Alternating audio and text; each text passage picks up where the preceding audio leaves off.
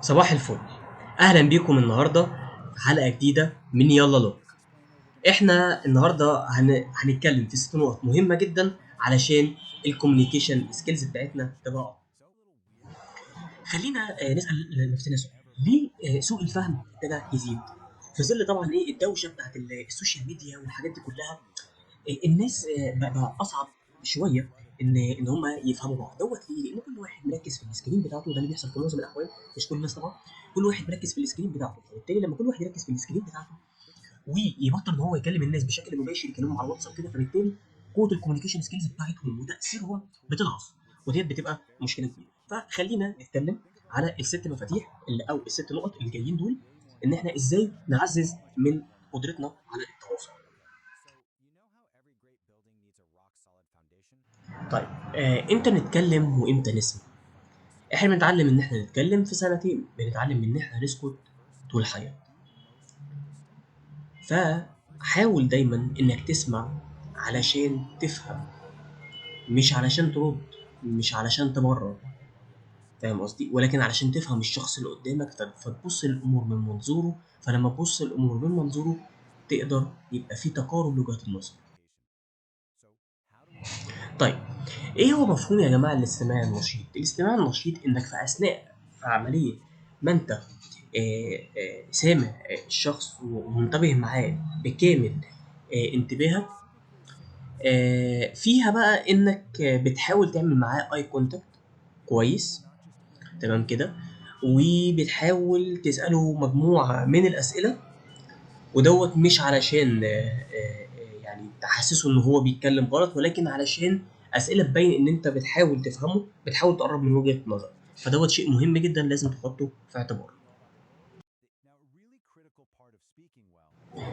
خليك دايما نقدك يكون بناء للناس، بحيث انك تحفزهم وتخليهم يحبوا يشتغلوا معاك. لكن بلاش النقد الهدام، لانه غالبا محدش يعني بياخده على ان هو فكره ان هو يحسن من نفسه، مش دايما، ولكن خليه دايما يبقى بناء. طيب يا جماعة، هنتكلم بقى عن المايند سيت، وازاي انت تكون شخص كده ايه، يعني مفتح دماغك للأفكار الجديدة، وكمان انك تكون محترم كل الأفكار حتى لو هي معارضاك أو مختلفة معاك. بص، هي الفكرة كلها ايه؟ ممكن وارد جدا ان فكرتك يبقى فيها أحسن منك، أو ان هي أصلا تبقى غلط، أو ان انت متبقاش مناسبة يعني بالنسبة لتوجهات المكان اللي انت شغال فيه. فده مش معناه ابدا ان هي وحشه او ان هي غلط، بس يمكن هي ما تنفعش في الوقت المناسب، يعني في الوقت الحالي، فاهم قصدي؟ كل فكره بيبقى ليها وقتها، بيبقى ليها الاستعدادات بتاعتها علشان تتنفذ. فاهم حاجه في الفكره ان هي قد ايه قابليتها ان هي تتنفذ. بس انت شايف، ممكن تكون شايف في الفكره دي هي فرصه مثلا او حاجه، هي مش لازم تبقى فرصه بالنسبه للفيجن والميشن بتاع المكان. ف خلاص، فاحنا دايما اهم حاجه عندنا ان احنا نوصل لوجهات نظر متقاربه، خلاص كده، وكل واحد يقول ابداعه ويقول فكرته. فدوت هيبقى مهم جدا ليه؟ علشان دوت هيحسن ويعزز من انتاجيه الشغل.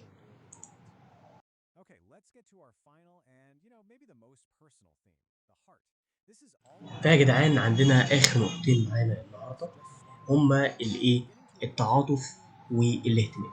طيب، فكره التعاطف هي بمنتهى البساطه اني بتعاطف مع الشخص. يعني انت بتوري للشخص ان انت مقدر جدا اللي هو قاله، حتى لو كان ما ينفعش، ولكن بتقدره. مش بقى من منظور بقى، مش من وجهة نظر مثلا انت بتتريق او كده، لا لا لا، انت شايف ان هو فعلا ممكن يكون كلامه صح، ودوت بيبان عليك. ولكن حتى لو دوت مش حاصل دلوقتي، بقى هتعمل ايه؟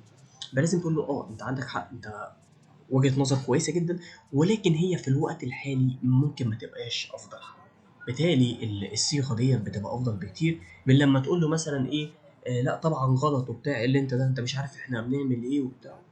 ده مش ده بيبقى افضل حل لنا. فيعني هي الفكره كلها ايه؟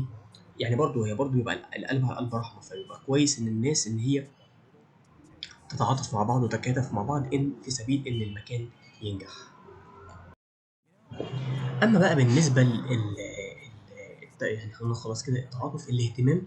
انك تهتم بالايه، بزميلك مثلا، تشوف مثلا حاجه مثلا كان نفسه فيها ممكن تجيبه في عيد ميلاده، تشوف مثلا ممكن تساعده ازاي، فاهم، في الشغل او كده.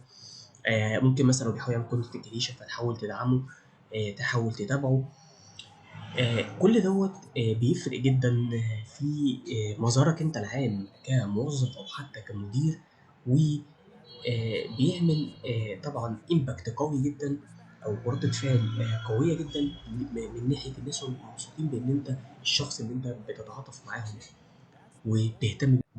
يبقى احنا يا جماعه يبقى دي كانت اخر حلقتنا النهارده، واللي اتكلمنا عليه النهارده كان ان احنا امتى نتكلم وامتى نسمع، امتى ان احنا نكون اوبن ونحترم الافكار الجديده، واخر حاجه التعاطف والاهتمام.